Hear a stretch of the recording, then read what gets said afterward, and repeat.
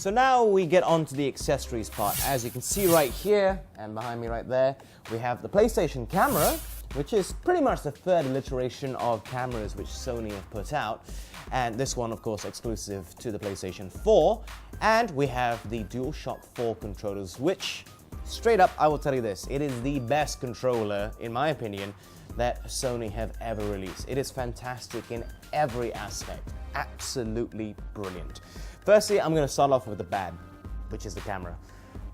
When you compare this to what Xbox One have released with the new Kinect camera, it is leaps and bounds behind the Xbox One. The Xbox One camera, for one thing, is compulsory purchase when you buy the Xbox One, which in turn helps to explain why worldwide the Xbox One is more expensive than the PlayStation 4. Why? Because this is still an optional accessory. It is not part of the kit when you buy it. Yes, you can buy the bundle, but there are also bundles you can buy in lieu of getting the camera, like the Battlefield 4 bundle, maybe the Killzone bundle, as opposed to getting this. Now, bearing that in mind, knowing it's not compulsory to have, why would a developer purposely make their game essential to have this there? They probably wouldn't, because they'll lose business in terms of customers who don't have the camera. So that's a letdown on one point in terms of future content available in terms of usage to this. Now, there are voice commands that you can have for the PlayStation camera, but they're not great. I mean, you compare it to the Xbox One, the Xbox One is so much better. The Xbox camera is about that big compared to this. It's about 4 times the size, let's put it that way. Even the cabling of the Xbox One Kinect 2.0 camera is about 3 times as thick because it's transferring so much more data. In my honest opinion, this does not have any essential need. It doesn't really add much. Yes, so you can go to the playroom, you can have a little bit of fun with it, you can get the voice commands to work. There is facial recognition, but apart from that, there's nothing much. It does, however, link up quite well with this, which is the controller. Now, remember the PlayStation Move when it came out? It was PlayStation's attempt to capitalize on not really using controllers and having a camera, but you had to hold the controller and it had that light on top and it was detected by the camera. Now it's all implemented into one, which is a DualShock 4 controller. So obviously the camera will see the light, you'll read into the system, etc, etc, etc.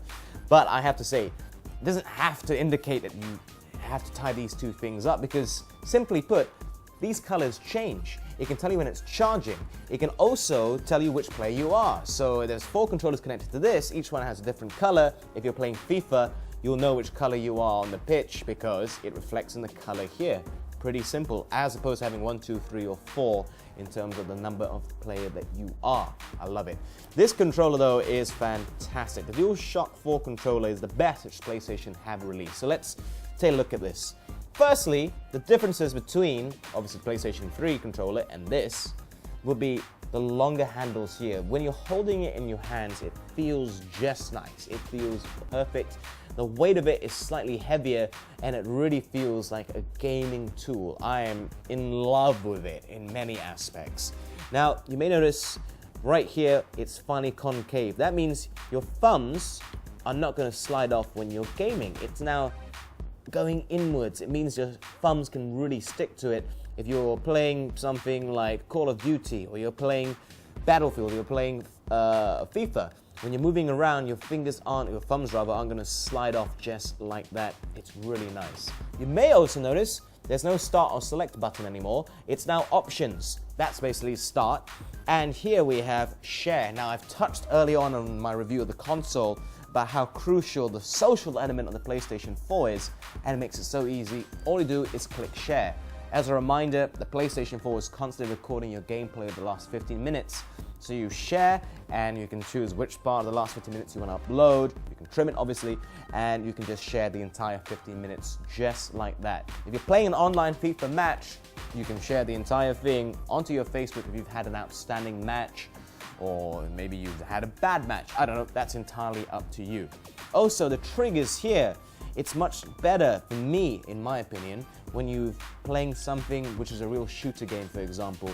It comes out more, it allows your fingers to rest better, and it allows faster actions. So you can tap like that. If you're playing Call of Duty, for example, shoot is on R2, it feels a lot better, and zooming in with L2 as well. It's really, really excellent. Even the D-pad works better, and in terms of how it reacts to your fingers. Everything that was good about the DualShock 3, which was in itself a fantastic controller, has been vastly improved here. But the big aspect will be here, which is this touchpad. It's clickable as well, by the way, in case you're wondering, similar to a touchpad which you have on a laptop, for example. Now, this has not really been utilized. You can use it in Killzone in terms of selecting weapons. You can also use it, although not very well, in Assassin's Creed. But I think in the future, we can expect more interaction with this when the developers obviously find out more ways to utilize it.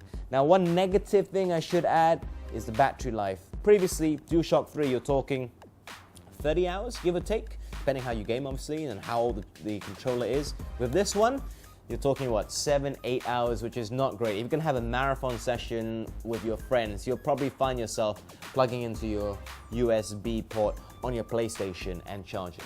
On that note, you can charge on your laptop, you can charge on any other USB device that you might have as well. Now, another point of note, that's how fantastic I think that Sony have thought about the PlayStation is, you can charge it when it's in standby mode. When this is in standby, when the light in the middle is orange, you can just plug in your PlayStation if you're going out, your controller straight into there, and it will charge. Previously, we didn't have that, which was a bit of a bummer.